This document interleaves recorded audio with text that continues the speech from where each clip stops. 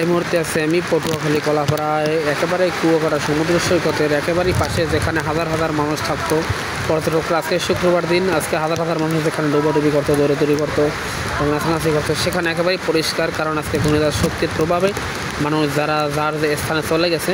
আপনারা দেখতে পাচ্ছেন আমার সামনে এই জায়গাগুলোতে বিভিন্ন ঘর, দোকানপাট অবস্থিত ছিল, ছিল, ওইগুলো কিন্তু কিছুই নেই এবং সাগরে কিন্তু প্রচুর পরিমাণ ঢেউ। যে ঢেউগুলো অনেক বড় বড়, কিন্তু ক্যামেরা দেখাই যাচ্ছে না। তো আপনারা অবশ্যই এখানে আসলে আশা করি আপনারা একটু হালকা বাতাসের সময় আসবেন, বৃষ্টির সময় না। তো বাতাসের সময় আসলে বড় বড় ঢেউগুলো পাবেন, কিন্তু বৃষ্টির সময় আসলে আপনারা একেবারে ভোগান্তি হবে। এবং বর্তমানে আজকে ঘূর্ণিঝড় শক্তির কারণে তো আসলে দেখা যাচ্ছে বিভিন্ন জায়গাগুলো, ঘর বাড়িগুলো সবই কিন্তু একেবারেই টিনের চালগুলো সরিয়ে নেওয়া, মানে বাতাসে সরিয়ে ফেলাইছে এবং মানুষ একেবারেই খালি, কারণ মানুষজন অনেকটাই ক্ষতিগ্রস্ত হয়েছে।